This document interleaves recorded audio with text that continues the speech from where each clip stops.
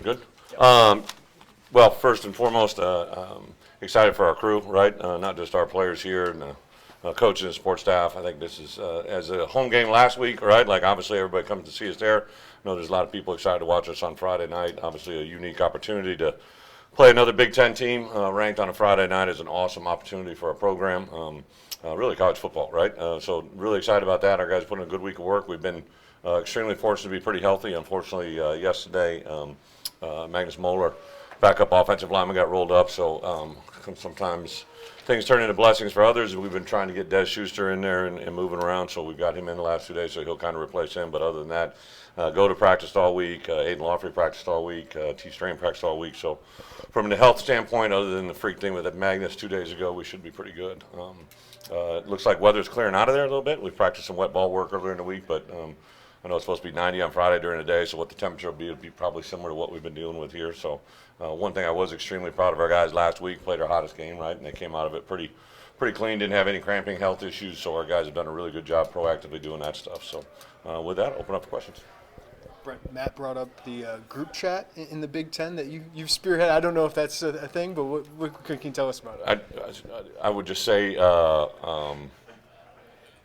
we've had group chats since I've been here, right? Like I think that I distinctly remember when I first became a head coach, I was in the league with Joe Paterno, and he sat in a Big Ten coaches meeting and said he didn't know what a text message was, right? And I think back that to where we are now, because even now with 18 coaches, we brought four new coaches in, so you had to create a new text chain and to get everything there. I think I probably was kind of the spearhead of that because I remember trying to get Dan's number and kind of getting some guys moving around, and then you can tell the tech savvy people versus the not tech savvy people. So there's not anything overly glowing. It's just a lot of it's really just business. Hey, for me, I'm on the football oversight committee, so a lot of times I have used that just to kind of a gauge where everybody's at, ask for input, because sometimes that's bigger than just our conference, right? So I wouldn't say, I don't know what Matt was referencing, but there is one. Coach Henry, what he's been through here last couple of days, you could talk about him and how important he's been to you, and how you guys have responded to him. Yeah, I've known Aaron since, as you guys know, he's a young man, 16 years of age, and to see the maturity and the process that he's gone through, but I think especially this year, even going into this season, right, just the difference in who he is, what he is. But I think it's always one of those reality checks, that night when he came in, the emotional turmoil he was going through and what he had to process. I told him literally the next day, you just take as much time as you need. I thought our defensive staff took over in that moment and really handled that morning as good as you could hope for. Aaron shared with me, so he's going to leave after we get back late Saturday night, late Friday night, early Saturday morning, and return back on Sunday. So I know he's processing things right now that unfortunately I've been on the side of that as well. So I think it's a really good indicator of what our players are. I think our guys have been amped up all week for this game, but also to know that a guy they care for a lot is going through something that's pretty awesome to watch. Coach, the noise, the crowd is obvious. What other challenges does the first road game present? Just that, right? It's the first time we're all getting on a plane together. It's the first time we're going to be in an unfamiliar environment for when they eat their pregame meal. We have a set menu that we do, but obviously the first 3 games have been prepared by the same people, the same hands that I always get. Ashton Hollins usually does our prayer on game day, and he always thanks to hands that prepared it. Well, it's going to be a new set of hands, right? So that stuff just all adds into it, but the game of football is played between the white lines. We stress that all the time. I heard it, like even just the whole thing with Chow last week. I can't tell you how many times I heard not just him, but our players talk about practice habits become game day reality, and we do things routinely around here that I think promote and put us in a position to have success, but we'll see you on Saturday or Friday night after the game. A new commit from a local kid, Grant Smith, comment on the Monroe Forsyth. In recruiting, the part we can't do as coaches is a comment on anybody specifically, but I think the part that's been really fun for us during this uptick, you guys know me well enough. I'm not just downplaying. I really don't worry about where we're at. I worry about where we're going, but I am not oblivious to when we gather attention, even like this week. For me, I realize the media attention we gather because I've been around it in the past, and when I got here, it just wasn't there. So to get that, part of the reason I do that, I don't need to show this face on TV, right? The reason I do it is it promotes Illinois football, it promotes the University of Illinois, and that's really the part that's been a big uptick.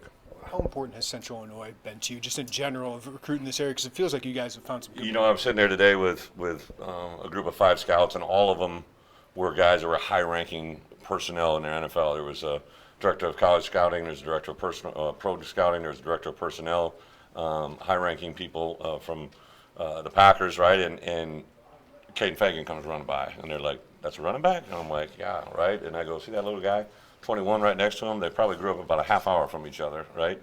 Right here in Central Illinois, and I knew it when I took the job, and now some of our best players are from that, right? You see Hank Beatty, right, and what he affected the game last week. You see Mac Resetich, you see Matt Bailey. Maybe I'm expanding Central Illinois, but really what I kind of view Illinois as, I'm non-Chicago, right? Like that's the way most people in this world look at things.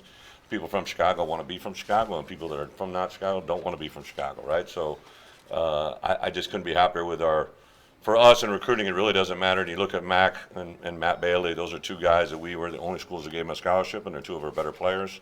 Aiden, it really got down to us in Iowa, right? Caden, it was us, really, Ohio State, Michigan, Notre Dame, everybody, but he wanted to be at Illinois. I think that's what we're getting. You mentioned Hank, just to go with him at punt return. I mean, he had the big return, but what makes him maybe the best option? Yeah, you know, Hank was well, you guys were in there a little bit. He was I thought going into last spring to this fall that Hank was going to be our starting punt returner, right? And then he would be the first to tell you he had some issues leading up to that first week, and I kind of made a mid-switch to Mac because he had never had any issues during that. And then we go around after 2 games, and obviously Mac put one on the ground, so that's when I went to Hank last week and said, "Hey, you're going to be our guy." And I literally thought he might take one to the house, as he almost did. Just, you know, that was a left-footed punter too, so for those that don't really understand that, left-footed punter is a completely different spin on the ball, different flight, different pattern, and Hank now we do have Declan Dooley, who's a lefty, so that really kind of helped us get the preparation. But then I was really excited to get him involved in the offense, right? Like, Hank's just super intelligent. Obviously, what he did at Rochester, I think, has just been waiting to be done here again. So I'm excited to see him continue to grow this week. Coach Lecalmeyer in the offseason talked about being more vocal. Is that carried over? Has that happened? Is it carried over? And how much does that help him just in the game itself? I think just Luke's confidence, right? And we always say volume reflects confidence. He talks, he speaks. You know, we have crowd noise obviously this week, and you can hear him amplifying his voice even more, but also is nonverbal, right? Like, because we're going to be playing in an environment that you necessarily won't see or hear what's being said. You're going to have to understand what's being signaled. So I just think everything from A to Z, just his moxie, his awareness, he really reminds me when Tommy kind of took a big step, right? Like, of understanding how we want to do things. You know, I think Tommy, if we got him back for that second year, would have been one of the best in college football. And I think, you know, just the experiences that Luke went through a year ago, the growth, for me too as a head coach, like, man, I know this, right? Like, it's very important for me as a head coach to have a great relationship with all of our players, but the special relationship you have with your starting quarterback is a big deal, right? And, you know, I was very intentional from last January to where we are now about how those things happen and transpire. So it's I think it's been very positive on a lot of different levels. Fred, you've done this 16 years. Yeah. Is there anything about the travel roster rules or anything that you like looked into, or does 74 make sense to you? You know, 74 probably does, but, you know, some weeks we're trying to probably add a few guys. And we're like, well, who should we bring, right? But then there's other weeks it's kind of a hard decision what to go. But, like, literally, you know, Magnus unfortunately had that, but right away I just wrote down my sheet, no, it does now up, right? And sometimes it's that. I think the thing is, you know, we got a number of guys that are multi-year players that have a red shirt available for them to them, and I think that's naturally something that comes up. And I think, you know, I would guess in the next 2 to 3 years it's going to be universal 5 years of eligibility in college, which I just think makes too much sense, right? There's so many. The NCAA very rarely says no anymore but you have to have a medical hardship. I mean, look at Zeke, look at guys that we've had, look at Palcho, right? Like, so I just think it makes too much sense. Just give them 5. I think what they're waiting for is this whole COVID. You know, we still are working through the COVID relief, you know, with guys. So I think when that passes, I would be very shocked if we don't go to 5 years of eligibility for college players. Can I ask you about Jake Furtney getting on the field? Yeah. What led to that? What's you he know, done? Jake, I remember meeting him and talking with him on the field the first time, bringing him back, talking about what we want to do. He had some options. For me, he kind of reminds me a lot of that role I was in when I was kind of to me, he was an undersized, under-recruited, underdeveloped player, right? And literally once he got here, our strength coach was like, Brett, we got something here, right? Like, he's super intelligent. Obviously, because of the tight end position that we've, you know, run into when Cole got hurt, and then when Goda especially was out of it, like you were looking for bodies, and I'm just like, hey, this guy just makes too much sense. He's had a great week of practice. I'm involved in the phases that I'm involved with in the kicking game just because I know he's tough, smart, dependable. I couldn't be more excited about him. He played one game. I don't know if we'll play him all 4, but he kind of can be one of those guys as we're navigating the season, like had to use this guy 4 times and see what it's like. Just for clarity, what's the severity of Mountis? It's an ankle sprain. It's like on the verge of a high, so I know he can't go this week. Bless his heart, he's trying. But yeah, that's about it. Anything else for Coach? All right.